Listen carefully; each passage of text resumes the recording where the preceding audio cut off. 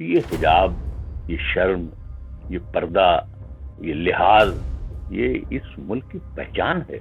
क्या ये जब बड़े होंगे तो ये दुनिया के किसी मुल्क में अप्लाई करेंगे तो क्या वो नौकरी देंगे वो लोग? नहीं नहीं नहीं, ये तो यहाँ भी आकर यही शुरू कर देंगे। वक्त आ गया है कि अब अदालतें जागें, क्योंकि अदालतों में जो लोग बैठे हुए हैं इंसाफ की कुर्सियों पर, जिस दिन वो उस इंसाफ की कुर्सी से उतरेंगे उनसे दुनिया की निगाहें पूछेंगी कि आपने इंसाफ नहीं किया। या जो 4-5 इलेक्शन हो रहे हैं इनको डिस्टर्ब करने के लिए ये सब हो रहा है, एक बात। दूसरी बात ये है कि हमारी जो सेंट्रल गवर्नमेंट है, कर्नाटक के मुख्यमंत्री साहब हैं, उनकी नजर है, उनके लिए है कि बिछड़ कर उससे अपने को अकेला कर लिया मैंने, बिछड़ कर उससे अपने को अकेला कर लिया मैंने, हिजाब उसको नहीं आया तो पर्दा कर लिया मैंने। वक्त हमारे साथ देश के मशहूर शायर मुनव्वर राणा है, उनसे बात करेंगे। जो सुप्रीम कोर्ट का सीएनआरसी को लेके फैसला आया है उस पर चर्चा करेंगे, साथ ही साथ हिजाब मसले पर भी बात करेंगे। मुनव्वर साहब, सुप्रीम कोर्ट का एक फैसला आया है जिसमें योगी सरकार से सुप्रीम कोर्ट ने एक आदेश दिया योगी सरकार को कि जो सीएनआरसी के दौरान जो रिकवरी करने का योगी सरकार ने फैसला सुनाया था उसे वापस लिया जाए। आप कैसे इसे देख रहे हैं? आदाब।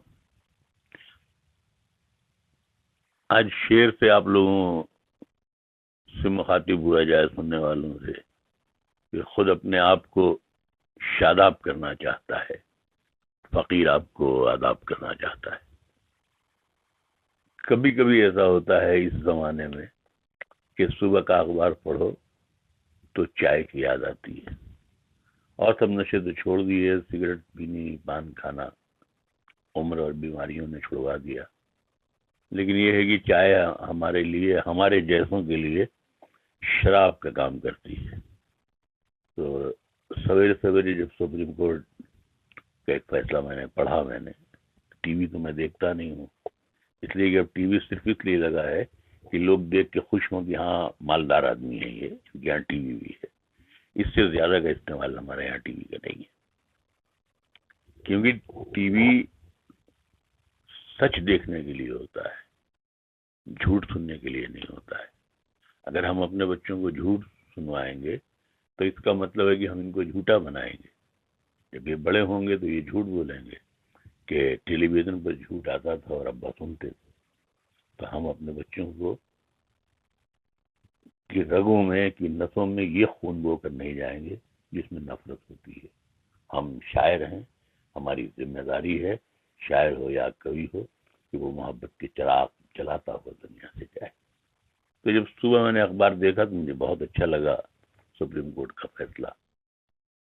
और मैंने अभी जब मुझे याद आया कि जिस जमाने में ये कानून बना था कि वो ये पेनल्टी लगाओ, ये जुर्माना लगाओ और ये करो, जो आवाज उठाए उसका घर गिरा दो, जो कुछ बोले उसको मार डालो, ये करो। तो मैंने उसी वक्त मैंने किसी चैनल पर इंटरव्यू में मैंने ये कहा था कि अगर हर काम अगर हुकूमत कर सकती है तो अदालतों में कम से कम स्कूल की बेंचें लगा दी जाएं कि बच्चे वहां पढ़ें, कम से कम बच्चों को फायदा तो हो ना। ये कहा जाता है सब अशिक्षित देश है, और खास तौर से उत्तर प्रदेश में तो दावा किया जाता है मुकाबला करेंगे केरला से, और मालूम है कि एजुकेशन का जो हमारे यहाँ स्टैंडर्ड है वो है। तो बहरहाल मुझे बहुत अच्छा लगा कि हुकूमत जागी। और वही अभी 2-3 दिन पहले मैंने चैनल पे कहा था कि देखिए वक्त आ गया है कि अब अदालतें जागें, क्योंकि अदालतों में जो लोग बैठे हुए हैं इंसाफ की कुर्सियों पर, जिस दिन वो उस इंसाफ की कुर्सी से उतरेंगे उनसे दुनिया की निगाहें पूछेंगी कि आपने इंसाफ नहीं किया, और आप तो उस रूप में थे जो खुदा का स्वरूप कहलाता है, और आपको इंसाफ करना चाहिए। इसका इंतजार नहीं करना चाहिए कि कोई मुनव्वर राणा जैसा दीवाना या कोई भी दीवाना आपके यहाँ कोई एप्लीकेशन दाखिल करे और मुकदमा दाखिल करे। नहीं है, आप देख रहे हैं क्या हो रहा है। आप एक बार साबित कर दीजिए कि जब आप इंसाफ करने पर आते हैं, जब आप कदम उठाने पर आते हैं, जब आप इस मुल्क को बचाने पर आते हैं, तो दुनिया की सबसे ताकतवर औरत इंदिरा गांधी को 24 घंटों में इलाहाबाद हाई कोर्ट ने तख्त से उतार के हमेशा के लिए हिंदुस्तान की सियासत की तारीख बदल दी थी। तो मैं सम्मान करता हूँ जुडिशरी का, मैं सलाम करता हूँ जुडिशरी का, और मैं दो शेर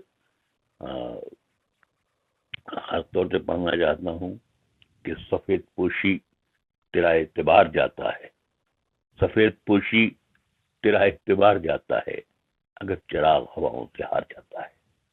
सफेद पोशी तेरा एतबार जाता है, अगर चिराग हवाओं से हार जाता है, और अदालतों में ही इंसाफ सुरखरू है, मगर अदालतों में ही इंसाफ हार जाता है। तो इंसाफ को हारने मत दीजिए, इंसाफ को सुरखरू जिंदा रखिए। मेरी यही एक शायर की यही आपसे गुजारिश है, यही इल्तिजा है, यही मिन्नत है, यही है। इन दिनों जो है कर्नाटक में हिजाब का मामला सामने आ रहा है। बताया जा रहा है कि हिजाब को नहीं पहनना चाहिए और महिलाओं को, मुस्लिम महिलाओं को, उसको कैसे देख रहे हैं आप? नहीं, ये तो मैंने कई बार बोला। असल में देखिए, ये बेवजह की जिद है और कुछ नहीं है। ये छेड़छाड़ है, और खासतौर से वो जैसे कैरम बोर्ड में एक शॉट कहलाती है डबल शॉट, ट्रिपल शॉट, एक गोटी इधर, एक गोटी इधर, एक गोटी इधर, वगैरह वगैरह, निगाह लाल गोटी में होती है। उसी तरह से ये जितना हो रहा है, ये यूपी में जो इलेक्शन हो रहा है या जो 4-5 इलेक्शन हो रहे हैं, इनको डिस्टर्ब करने के लिए ये सब हो रहा है, एक बात। दूसरी बात ये है कि हमारी जो सेंट्रल गवर्नमेंट है उसको सोचना चाहिए। ये काम उसका सोचने का है कि अगर यही नफरतें रहेंगी कि अगर पहनावे पर आज आप कहेंगे, जैसे जो पंजाब की बच्चियां हैं वो दुपट्टा हमेशा ओढ़ती हैं सलीके से, कल आप कह देंगे दुपट्टा ओढ़ने की जरूरत नहीं है। आप जाहिर सी बात है कि वो एक किसी मैडम, किसी वो जज थी फातिमा बीवी, उन्होंने ये चीफ जस्टिस भी शायद हुई थी, उन्होंने ये कहा था कि जो ये हमारा जो हमारे जो हिजाब है, ये मतलब हमारा लिबास नहीं है, ये हमारी शर्म है जिसको हम पहने रहते हैं। बहुत सी लड़कियां हैं उसमें, हिंदू मुसलमान की कोई बात भी नहीं है, लड़कियां मुंह छुपा लेती हैं, दुपट्टा झुकाए रहती हैं। भाई इस मुल्क में तो हमें अच्छा लगता है जब हम किसी अपने दोस्त हिंदू के घर जाते हैं और ये देखते हैं कि उनके यहाँ मालूम है कि अगर जेठ आ गए तो जो बुढ़ी बुढ़ी औरतें हैं उन्होंने इतना बड़ा घूंघट काढ़ा। तो ये हिजाब, ये शर्म, ये पर्दा, ये लिहाज, ये इस मुल्क की पहचान है, इस मुल्क की मिट्टी है, इस मुल्क का संस्कार है। यहाँ लड़कियां नंगी नहीं घूमती हैं, अगर कोई घूमे तो लोग पसंद नहीं करते हैं। यहाँ मर्द अगर नंगे घूमे तो वो भी नंगे से मुराद नंगा नहीं है, अगर बहुत मतलब पूरे हाफ पैंट पहने घर में नहीं घूमते हैं बच्चे, कहते नहीं बुरी बात, घर में बच्चे बड़े लड़कियां हैं, औरतें हैं, ये लिबास घर में पहनने का नहीं है। अंग्रेज भी नहीं पहनते हैं, स्लीपिंग सूट लफ्ज जो आया वो इसी के लिए आया। तो ये जो आप यूं समझ लें कि जिसको वो हिजाब पर जिस पर एतराज कर रही है हुकूमत, या जो लड़कों के जरिए ये कितने छोटे छोटे लड़के उसमें उस लड़की के पीछे हंगामा कर रहे थे, शर्म की बात है कि कैसे मासूम भोले भाले बच्चों को आप क्या बनाए दे रहे हैं, आप क्या मैसेज देना चाह रहे हैं? क्या ये जब बड़े होंगे तो ये दुनिया के किसी मुल्क में अप्लाई करेंगे तो क्या वो नौकरी देंगे वो लोग? बोले नहीं नहीं नहीं, ये तो यहाँ भी आकर यही शुरू कर देंगे। आप इंडिया की बात कर रहे हैं? यस। तो ये बात तो हुकूमत को सोचनी चाहिए, और ख़ास तौर से जो कर्नाटक के मुख्यमंत्री हैं, मैं उनसे विनम्रता के साथ ही गुजारिश करता हूं कि आप लोग तो बहुत सभ्य कहलाते थे, ये आपको कौन सा नशा हो गया है, नफरत का नशा? और साउथ के लोग अगर नफरत करेंगे तो हिंदुस्तान की तहजीब खत्म हो जाएगी। साउथ के लोग तो मोहब्बत करने वाले लोग थे, साउथ के लोग तो इंसाफ करने वाले लोग थे, साउथ के लोग तो ये चाहते हैं कि उनके यहाँ के लोग पढ़े लिखे हों। वो लिबास तो उन्होंने कभी नहीं देखा, मैंने 1000 बरस की तारीख पढ़ी है, इतिहास पढ़ा है, साउथ के लोगों ने लिबास नहीं देखा, एजुकेशन देखी है। वहां हम जब भी गए, कभी कर्नाटक गए, केरल गए, तमिल गए, तो एक रक्षा चलाने वाला भी सुबह सुबह रक्षा रोक करके कहीं और चाय पी के और अखबार खरीद करके पढ़ता है। जहाँ ये पढ़ने वाले लोग हों, ये जिनका शौक हो, जहाँ ये एजुकेशन के स्टैंडर्ड हो, वहाँ इस तरह की तो उस देश के लिए नहीं, उस प्रदेश के लिए शर्म की बात है। दो लाइन अगर हिजाब पे कोई शायरी आपकी हो, कुछ कह सकें। अब इसमें तो ऐसे कोई शेर याद नहीं आएगा, लेकिन जैसे हमने पिछले एक जमाने में हमने 2 शेर कहे थे। असल में हिजाब के मतलब है शर्म के। अगर आप शब्दकोश में जाएंगे तो हिजाब के मतलब है शर्म के।